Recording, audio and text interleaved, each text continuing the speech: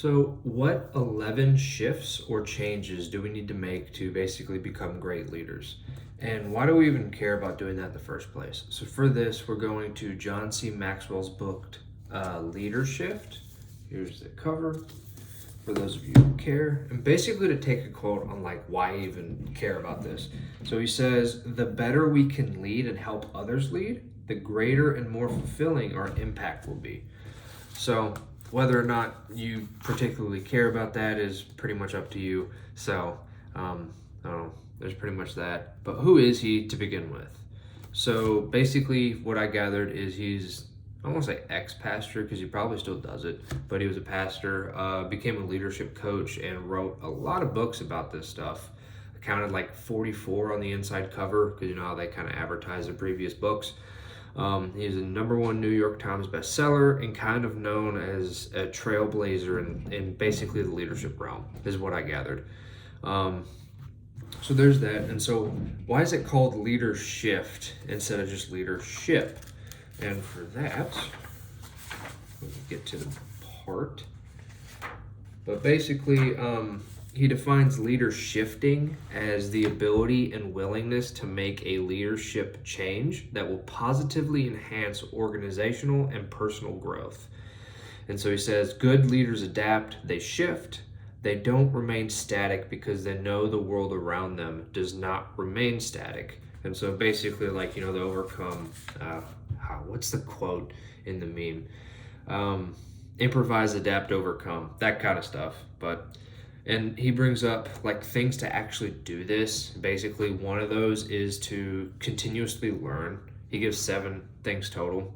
For kind of the purpose of this video, because we're going through all 11 shifts, I'm just going to give one of the kind of tips he gives for it, because, you know, it's his book. I prefer to actually I don't want to me reiterating his kind of philosophy is probably not as productive as, you know, him just explaining it himself. That's why he wrote the book. He's written quite a few books, so probably well practiced in it, we'll say. But yeah, so basically the first one he gives is the focus shift. Let me get to that because I forgot to write down the page number for that one for some reason. But anyways, a lot of this is kind of him changing from being a soloist to a conductor, as he says. So basically it's like having it not be all about you, and you're kind of like more of the conductor in charge of everything. So basically what that means is like focusing on creating value for others rather than just creating value for yourself. And he gives kind of 5 challenges to this as well. One of those being basically a challenge is not wanting other people to outshine you in a way, and you kind of have to get rid of that in order to like really kind of shift your focus on providing value to others rather than just yourself. And that's a tip for that he gives is giving over receiving, like prioritizing giving to others rather than just receiving for yourself. And this kind of intent is more or less echoed in further shifts as well in his book. He also talks about the difference between competing and completing. So for examples, one of the problems he says for competing is having a scarcity mindset, and then basically also thinks like everything's win or lose, it's always a competition.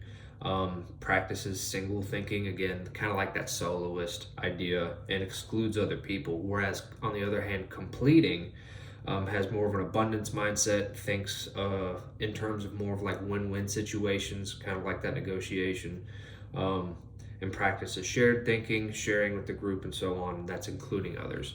So there's that. That's kind of the end of the first shift that I'm going to get into. The second one is known as the personal development shift, which basically, as he says, is shifting from having goals to focusing on growth. And more specifically, the personal development shift from goals to growth. The goals I set him and achieved were nice, but they weren't as significant as the growth he experienced. Goals helped him do better, but growth helped him become better, is how he says it, right? And then he gives 3 ways to change from this kind of mindset of goals to growth. And then also gives 7 things you kind of need to do to become a growth-oriented person. And the first one he gives is embracing change, because like kind of echoing his definition of leadershifting in general is like always having to shift and change and adapt. Again, just embracing that and being able to continue. For number 3 on his, maybe if I could point it up and show you guys. For the third one, he gives the cost shift, which, there we go, is basically shifting kind of your focus from perks to price. And so what he means by this, right, to kind of explain it further, he says the title that he expected to be so important didn't come with any of the perks he anticipated. He learned that he would have to earn influence himself along the way. And so basically the shift from being focused on what he can receive as a leader, the perks, to what he can give as a leader, the price. So it's like the price you have to give versus the perks you get, like, you know, having like front row seats, or what's another good one? Like a designated parking spot, things like that, like basically people catering to you, drivers, so on, are kind of like perk examples you could give, I guess. And then questions that are kind of asked by leaders who focus on those perks, so you can kind of, I guess, gauge it in a way. So if you're focusing on perks, you'll ask more questions like, what will I receive? How will this decision affect me? And how long will this take me? What will you give me to stay in the game? Whereas like a leader who's focused more on the price that they have to pay and so on, kind of also echoing like giving to others rather than just receiving, kind of the same thing, just a different spin, I guess. So leaders who are focused on the price that they have to pay, is what can I give? How will this decision affect others? How far can we go? And what must I give to stay in the game? So there's that. Really, like, he gives 3 common costs of leadership. Basically, like, if you're going to be a leader, what kind of things must you do? And one of those that he gives is consistency. So like, you always have to be improving because you're leading the group and so on, kind of leading by example in a way. But that being said, the fourth leadership shift is the relational shift, which is kind of going from, as he says, pleaser to leader. So one of the things he says on this is you can never make everyone happy, and wanting to do so is a setup for disappointment or failure. And basically then he proceeds to give 7 things to basically prevent this from happening. Are shifting from pleaser to leader, to where you're not just trying to please everybody. And one of those he gives is basically establishing expectations up front. So everyone kind of is fully aware what's expected of them in general. And this is one of the things I've noticed, at least in my personal life, where with what I do now, is every time I kind of shift to a different group, you always kind of like get that initial like in processing, sit down with the leader, especially yours, and it's like, this is exactly what I expect of you. Probably doesn't happen all the time, but that's happened most of the time for me thus far, which is helpful in general. So to continue on this, he also gives a checklist that he uses before having a difficult conversation with somebody, because if you're not pleasing everybody, that's not the goal anymore. Like, you're gonna have to have difficult conversations, because sometimes you're just gonna have to tick people off. And questions to consider that he gives is like, have I invested in the relationship enough to be candid with them? Because if you haven't, and you're kind of more of like a stranger, being candid could definitely be taken the wrong way, for sure.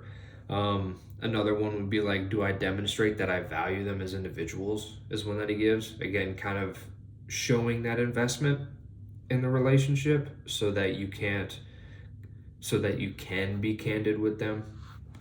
Things like that. And one thing from this chapter, this shift, that really kind of opened my eyes a bit was the difference for care and candor. And this is one thing I talked to my wife about a bit because we're complete opposites with it. So, for example, he says care without candor creates dysfunctional relationships, and then candor without care creates distant relationships. And then you need care balanced with candor to create developing relationships.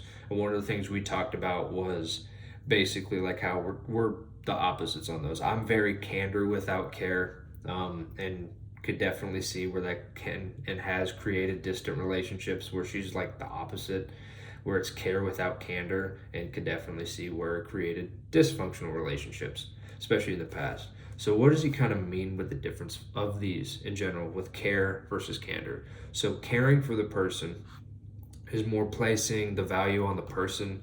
It establishes the relationship. It is necessary, that's why you need both, but care shores up weaknesses and is kind of very consoling in a way.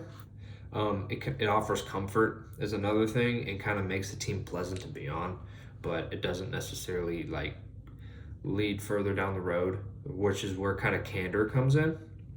So candor focuses on the person's potential. It expands the relationship, brings out strengths, and offers a challenge in a way. It can be it's part of the reason why you have to invest in the relationship like we talked about before on the checklist, because if you're going to challenge somebody, if you haven't invested in that relationship really, that challenge can seem more like a confrontation, which isn't very productive. But that's one of the things that candor's supposed to do, is make the team productive, right? That's why you need both. But that was one thing that, I guess one of the biggest things I came away with from the book in general. But anyways, the fifth shift is the abundance shift, which is basically shifting from maintaining to creating. That's pretty much it. So like you got to create things and not just like maintain the status quo in a way. So like he says, maintaining to creating, and try to live in the creative zone, basically like always trying to create things, actually being productive, doing things no one's thought before, and actually progressing the group in general. Excuse me. And then he gives 7 kind of mental blocks for this to where you won't go through with it, which one of the ones he says is following the rules like entirely all the time and never changing them, never trying to push boundaries or anything, as an example. And basically he also goes into 7 different things to be more creative, and basically one example is just take risks, because you're gonna have to progress regardless. But anyways, with that being said, the 6th shift is the reproduction shift. There we go. Which he talks a lot about ladders, and basically like how everything is like climbing a ladder for people in a way. So he gives 4 different stages, basically climbing the ladder yourself, like how high can you go. Holding the ladder for somebody else is like how high will others go with a little bit of help. And then ladder extending is a 3rd stage, which is how high will others go with a lot of help. And then ladder building is the final stage, is can I help them build their own ladder? So kind of to reiterate, the 4 stages are climbing, holding, extending, and building.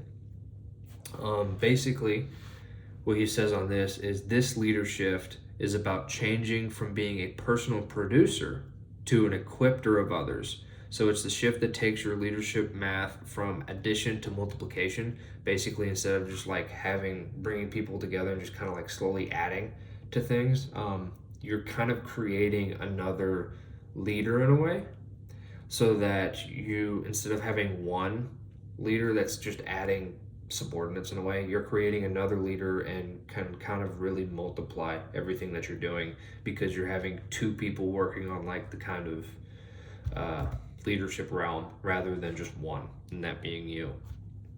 So there's that.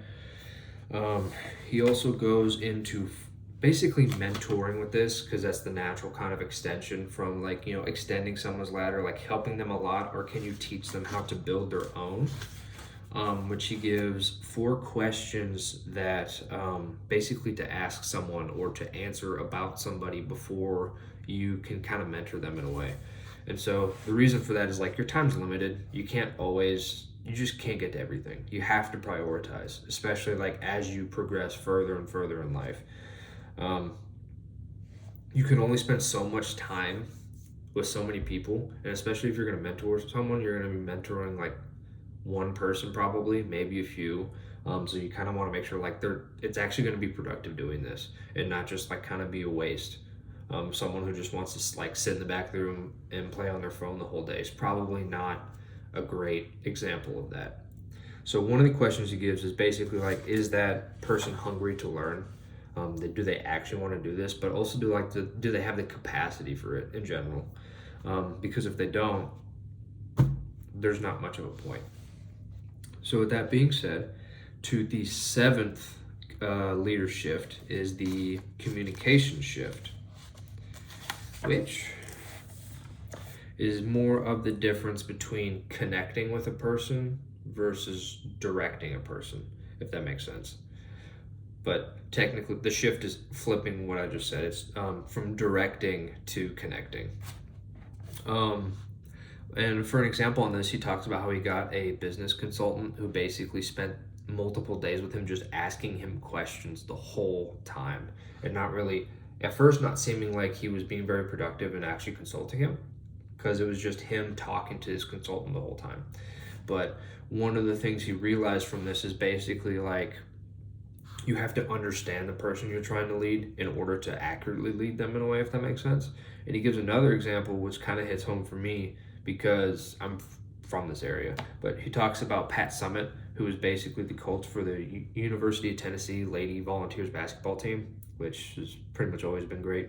And I say that not just because that's where I'm from specifically, but anyways, basically what she would do was during halftime, all the players would come in and she'd just write 3 questions on a whiteboard, which would be like, what did we do right in the first half? What did we do wrong? And then what do we need to do to change? And then basically they would leave. The coaches would leave and the players would just do it. And so to quote what she said about this when I asked about why she does this at halftime, would be basically, too many leaders make the assumption, they assume they know where their people are, and then that halftime exercise lets her find her players so she can lead them. That can only be done by asking questions and actually listening to their answers. And so really like showing the difference between directing versus connecting. She's not just, like as she says, assuming where the players are and then telling them what to change. She's connecting with them, having them tell her what the problems are, what they think they did right, and then working with that. Excuse me. Giving more, I guess a better contrast on those two styles, directing and connecting. So like directing is going to be more authoritative. You're talking to them more, maybe more of a top-down approach, and you're kind of just like enlisting their help. Whereas connecting is more collaborative. You're listening to them and you're kind of working with them side by side and empowering them more than just enlisting for them, if that makes sense. So there's that. In this chapter for the communication shift, he gives 7 ways for you to do this better. One of those is being more humble, having more humility, so that like you can actually connect with your people more, is one thing that he says. So with that being said, for the 8th leader shift, we're almost done. It's the improvement shift, which is more about basically improving your group in a way. And what he means by this is basically changing from a uniform group to having a more diverse group. Something that's much more harped on today than it seems to have been in the past, to say the least. So where he goes with this is he gives a story about how when he was a pastor, he basically moved to Atlanta. And so he was able to very much so incorporate himself into like the African American influence, especially on the religious side of things in Atlanta. And to take a quote on this, one of the people that he worked with, where's his name? I might be able to pull it real quick. I don't know. I don't see it right away. But anyways, the purple. Wow. Anyways, so the person that he worked with, he quotes saying like he arranged lunches for him every other month for 2 years, and he basically spent his time like connecting with hundreds of local leaders in that community and really kind of getting a more diverse perspective rather than just more of the same from where he was from in, I think, rural Indiana, if I remember correctly. Basically says overall their journey was different from mine. He asked a lot of questions and requested that people tell him his stories. He's happy to say that he was able to connect with most of the people that he met, and they kind of reshaped his attitude, challenged his thinking, and touched his soul, as he says. He became a better person because of these experiences and made many new friends. And so then he starts to go on like the advantages of diversity and so on. Where is it? Here we are. But he also gives kind of 3 gaps that diversity fills for these teams in general, right? And so kind of like most of those is like, because if you have a diverse perspective, there's going to be differences in knowledge, different backgrounds, which is kind of parlaying also on experience. And then that kind of also leads to perspective, because if you experience different things, know different things, you're going to have a different perspective as well. And so all those gaps kind of get filled. He also gives 6 different barriers to diversity. One of those being a fear of conflict, because when you bring a bunch of people of various backgrounds together, there's going to be conflict, right? And that doesn't necessarily mean like physical fighting and so on, but just like any type of conflict in general. People are going to butt heads, and you're going to have to figure out how to deal with that and so on. But he also gives 3 ways to actually make this shift, where he talks a bit more about like the importance of culture and kind of creating a culture of sharing to where like it makes it easier for those diverse differences to, is kind of redundant, but anyway, those differences to not create conflict in a way. So there's that. The 9th shift is the influence shift. And so like as he says, leadership is influence. Basically like that's what it means. And he starts to talk about the different kinds of authority. So I'm not going to go into all of them, but just to kind of give a few of the different kinds of authority of what he means. He's like, there's natural authority, where basically some people just naturally lead better than others and are just kind of pushed into those roles. You have positional authorities based on position, title, whatever.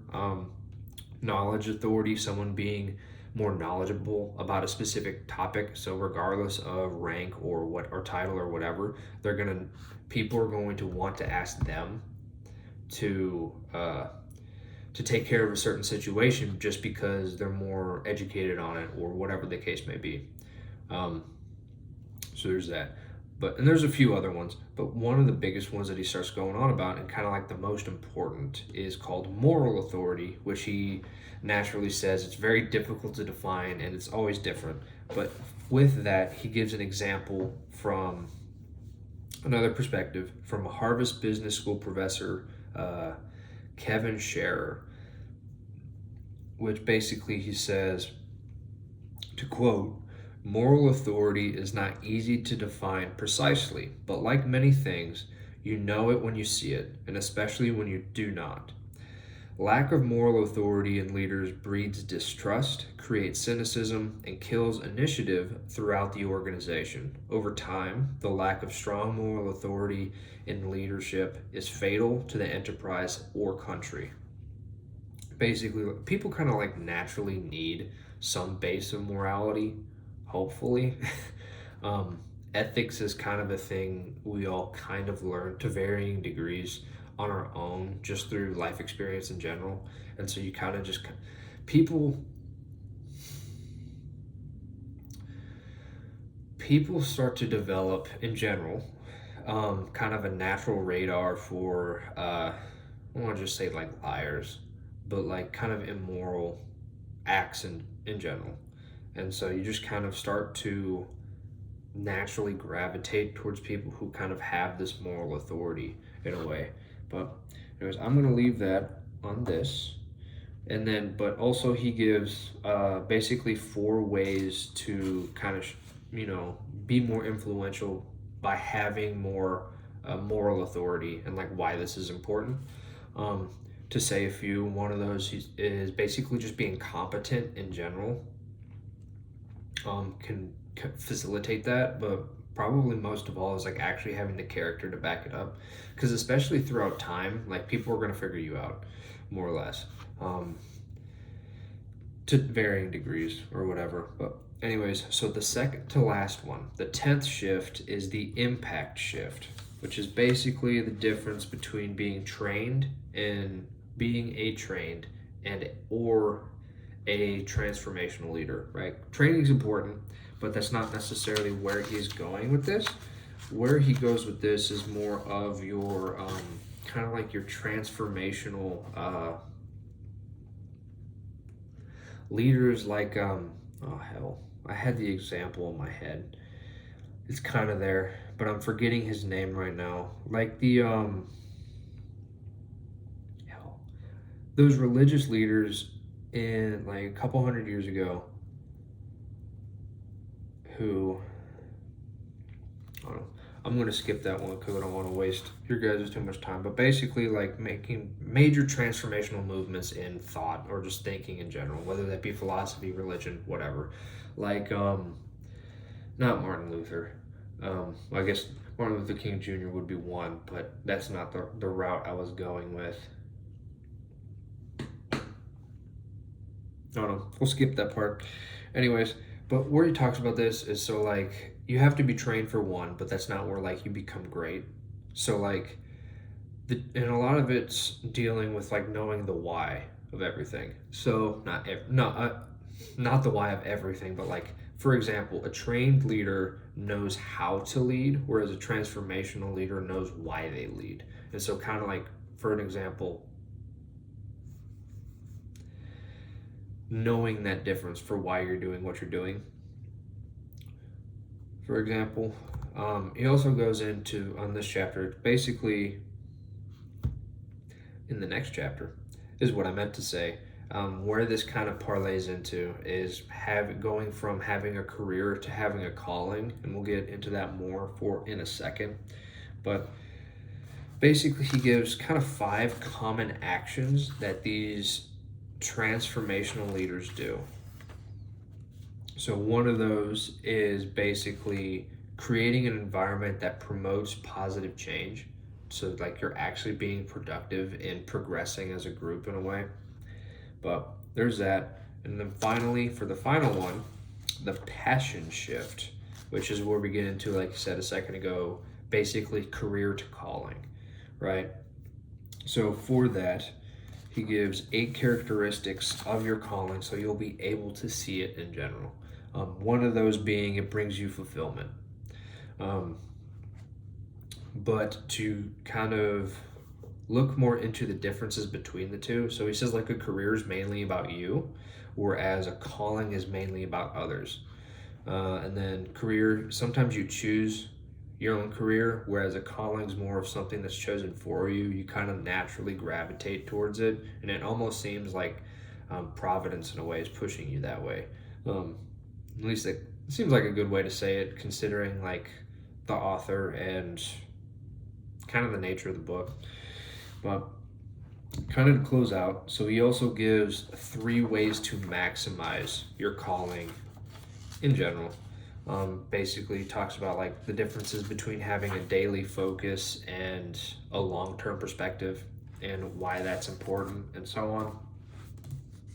But that's pretty much the 11 leaderships. So if you're stuck with me this far, we'll kind of reiterate those real quick. So the first one was the focus shift, which was really changing your focus from adding values to others, from adding value for yourself to adding it to others and focusing on that, really focusing on other people. The second one was the personal development shift, which is basically goals to growth, going from having just goals to fulfill to actually growing as a person. The third one is the cost shift, which is the basically being more consistent and so on. You always have to keep going. Focusing on the costs of leadership that you have to do rather than just the perks that you get. The fourth one would be the relational shift, basically going from pleasing people to actually leading them, changing that relationship. And then the fifth one would be the abundance shift, basically going from just maintaining what you have to actually creating more and progressing, creating that abundance. Sixth is the reproduction shift, which we talked about building that ladder and actually like extending or helping people build their own ladders and not just like setting them there, which parlayed into mentoring and so on. The seventh one would be the communication shift, which was the difference basically going from directing people to connecting with them, which we gave the Pat Summit story with. And then eighth, we had the improvement shift, which was going from uniformity to diversity, getting those different perspectives and filling in those knowledge gaps, the experience gaps, and so on. And perspective gaps was the third one. Ninth is the influence shift, which basically is his definition of leadership. Like, leadership is influence. It's not title, position, whatever. It's like actually having influence over people for positive reasons, hopefully. There's that one of which we talked about, like moral authority, its purpose, and kind of how to get it. 10th is the impact shift, which we talked about basically the differences between being a trained leader versus being a transformational leader. And yes, it's important to be trained, but like that's kind of the basis. And then you have to try to know why you're trying to lead, and then actually transform people and so on. And finally, the 11th one talks about the passion shift, basically going from having a career, a job or whatever, into having an actual calling, something that you're just naturally drawn to, and that like kind of gives you your purpose in a way. So that being said, that's the 11 leaderships to make a great leader. At least from this book. That being said, I've done one of his other books too, which was Leading in Tough Times. This was a while ago. I honestly don't even remember when I did that video. At least a couple years ago. But anyways, I'll put that as one of the cards here as well, so you guys can find it easier if you're interested. And if you want me to do more of these types of books, please let me know. I don't mind doing these. It's just these types of topics, it's a lot. You do it, and then you kind of have to, you start to implement some of the stuff, and then like you kind of, some of it sticks, some of it doesn't, and then you just need a little bit more life experience so you can relate to more of the stuff that's more of the actual content in the book, and then it just makes more sense, and you'll actually retain it more, right? But anyways, as always, it's a book review, so all of the book reviews will be in here as well for that playlist. And with that being said, I hope to see you on the next one.